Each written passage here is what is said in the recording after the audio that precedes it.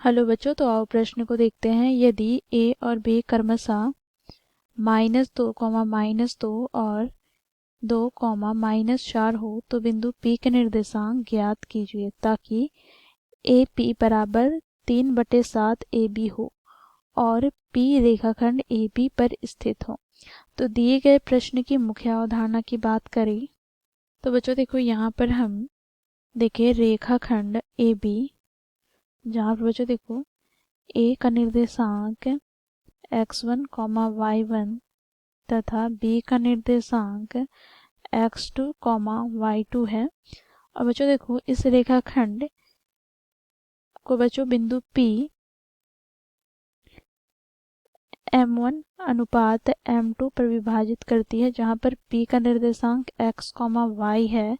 P का निर्देशांक ज्ञात करने के लिए बच्चों हम यहाँ पर विभाजन सूत्र का प्रयोग करेंगे। तो विभाजन सूत्र से हमें यहाँ पर P का निर्देशांक अर्थात P x, y बराबर क्या प्राप्त हो जाएगा। तो देखो यहाँ पर m1 गुनी x2 प्लस यहाँ पर बच्चों देखो m2 गुनी x1 बटे में m1 प्लस m2, इसी प्रकार यहाँ पर m1 गुनी y2 प्लस m2 गुनी y1 बटे में क्या हो जाएगा, तो m1 प्लस m2। तो इस मुख्य अवधारणा की सहायता से बच्चों हम दिए गए प्रश्न को हल करते हैं। तो बच्चों देखो, यहाँ पर क्या कहा गया है, बिंदु A का निर्देशांक क्या है, तो -2, -2। बिंदु B का निर्देशांक क्या है, तो 2, -4।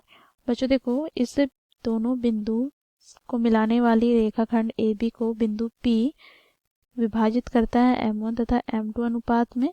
यहाँ पर P का निर्देशांक क्या है, x, y। ठीक है बच्चों, देखो यहाँ पर AP बराबर हमें क्या दे रखा है, तो यहाँ से हम बात करें AP की, तो AP बराबर हमें दे रखा है 3/7 गुनी AB।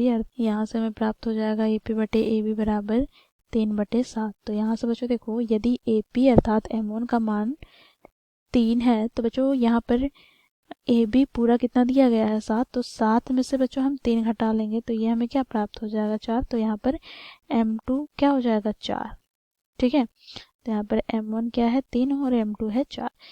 तो यहाँ से बच्चों देखो, P का निर्देशांक x, y बराबर क्या हो जाएगा, तो यहाँ पर बच्चों m1 का मान क्या है, तो 3 गुना x2 का मान क्या है, तो देखो यहाँ पर 2 प्लस m2 का मान क्या है, तो 4 गुना x1 का मान क्या है, तो -2 बटे में क्या हो जाएगा, तो m1 प्लस m2 अर्थात बच्चों 7। ठीक है, इसी प्रकार यहाँ पर m1 क्या है, तो m1 है 3 गुनी y2 क्या है, तो y2 है -4 प्लस m2 क्या है, तो m2 है 4 गुना y1 क्या है, तो -2 बटे में यहाँ से हमें प्राप्त क्या हो जाएगा, तो 7। बच्चों इसे हम आगे सरल करते हैं तो यहाँ से हमें प्राप्त हो जाएगा 3 दूनी 6 माइनस 4 दूनी 8 बटे में 7, यहाँ पर बच्चों देखो प्लस माइनस माइनस, तो -4 तिया 12 प्लस माइनस माइनस 4 दूनी 8 बटे में 7। ठीक है बच्चों, इसे हम आगे सरल करते हैं तो यहाँ से हमें प्राप्त हो जाएगा -8 प्लस 6 हमें -2 प्राप्त हो जाएगा, तो -2 बटे 7, यहाँ से बच्चों हमें क्या प्राप्त होगा, तो यहाँ पर -20 बटे 7। ठीक है, तो बच्चों ये हमें P का निर्देशांक प्राप्त हो गया।